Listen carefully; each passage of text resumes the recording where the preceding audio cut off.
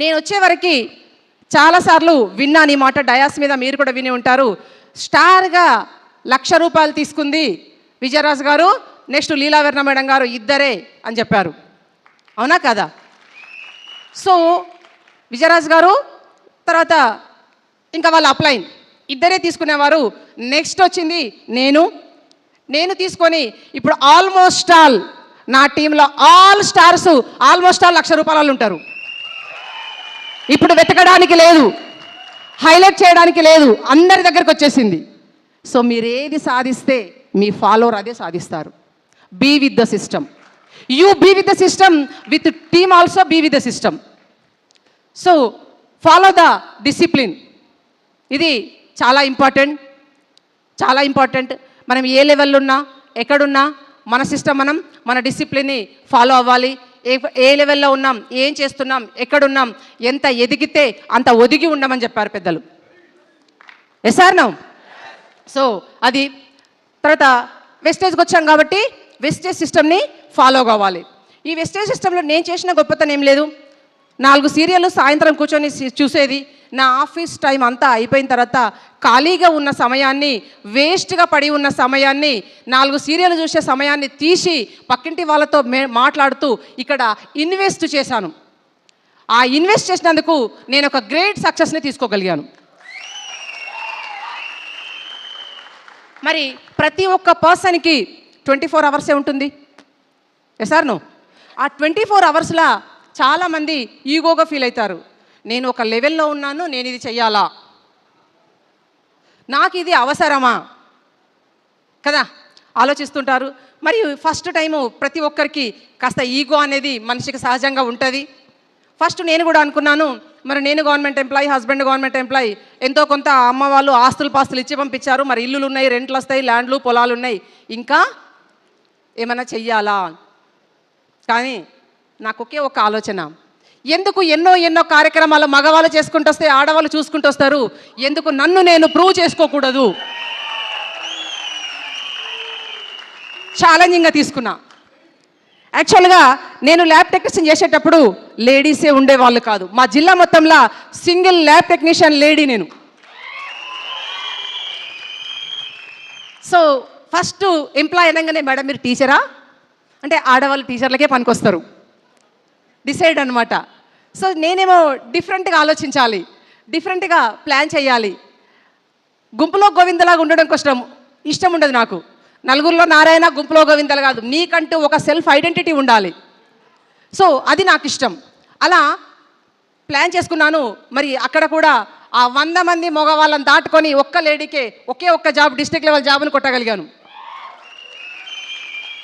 మరి ఇప్పుడు కూడా ఇంకొక ఆలోచన ఏంటంటే సౌత్ ఇండియా టాప్ కొట్టాలి, ఒక్కటి మిగిలింది. సో అది చేద్దాం మీ అందరి హెల్ప్ వల్ల. ఎందుకంటే నమ్మకం వస్తుంది కదా, ఒక్కరికి వచ్చిందంటే మనందరికీ నమ్మకం రాదా? ఎంటైర్ టీంకి నమ్మకం రాదా? సో దానికోసము ఈ బిజినెస్లో పర్ఫెక్ట్గా వచ్చామా, నెల రోజులైంది, నాకు ఏమీ రాదు. మనం ఏం చేసామంటే 30 PV చేసాం, కూర్చున్నాం. నాకేమీ రావట్లేదు మేడం, నేను వెస్టేజ్లోనే ఉన్నాను.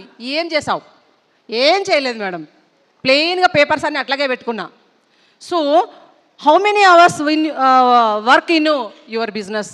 ఎన్ని గంటలు మీరు పనిచేస్తున్నారు? మీకు ఒక 10,000 జాబ్ దొరికింది అనుకోండి, ఎన్ని గంటలు పనిచేస్తారు? 10 గంటలు పనిచేయాలి ప్రైవేట్లో, తెలుసు కదా. గవర్నమెంట్ సెక్టార్స్కి పోతే 8 అవర్స్. రిలయన్స్ ట్రెండ్స్కి వెళ్ళండి, 12 అవర్స్.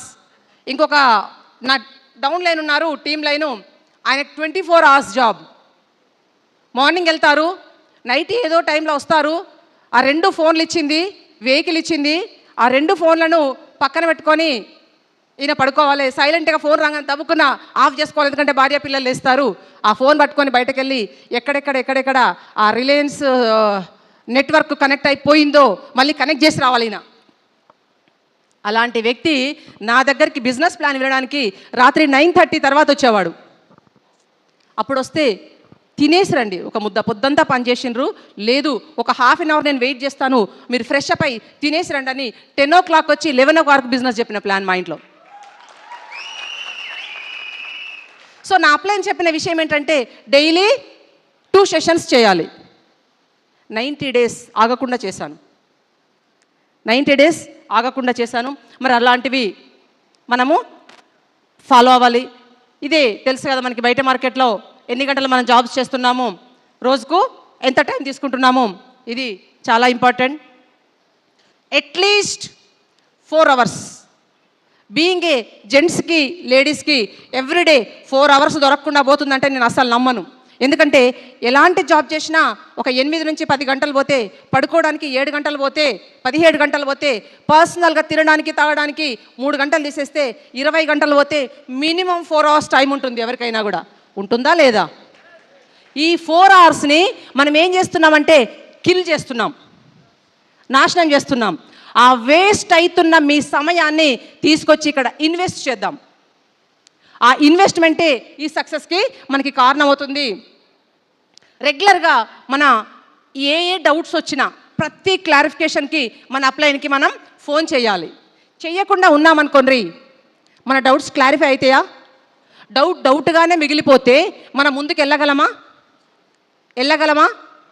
ఎందుకంటే మనకు ఒక అడ్డంకి, స్పీడ్ బ్రేకర్ ఉంది. ముందుగా రోడ్డు మీద వెళ్తున్నప్పుడు స్పీడ్ బ్రేకర్ వచ్చింది, ఏం చేయాలి? ముందుగా ఎక్సలేటర్ డౌన్ చేయాలి, మెల్లిగా దాటాలి. అలాగని అదే స్పీడ్లో దాటితే ఏమవుతుంది? హెడ్ ఇంజురీ అవుతుంది కదా. సో మనకు ఏ పనిలో అయినా ఏమన్నా చెయ్యండి మీరు, హడ్డిల్స్ లాని ప్లేస్ అంటూ ఉండదండి. సమస్య ఎవ్రీవేర్ ఉంటుంది, కానీ దాన్ని ఎట్లా ఓవర్కమ్ చేయాలి అనేదే చాలా ఇంపార్టెంట్. Work with upline. ఇలా ఎప్పుడైతే మీరు work with patience you will get victory. Definitely ఎనీవండి, ఏదో ఒక రోజు ఖచ్చితంగా మీకు సక్సెస్ అనేది వస్తుంది. ఎప్పుడైతే మీ 3 నెలల్లో 6 మందిని డైరెక్టర్లు చేయగలరో, క్రౌన్ డైరెక్టర్ అయిపోతే ఎలాంటి విజయం అండి అది? ఈరోజు క్రౌన్ అయితే ఇక్కడ ఒక రెస్పెక్ట్, చెక్ అంతుందా కాదు, క్రౌన్ అయితే రెస్పెక్ట్.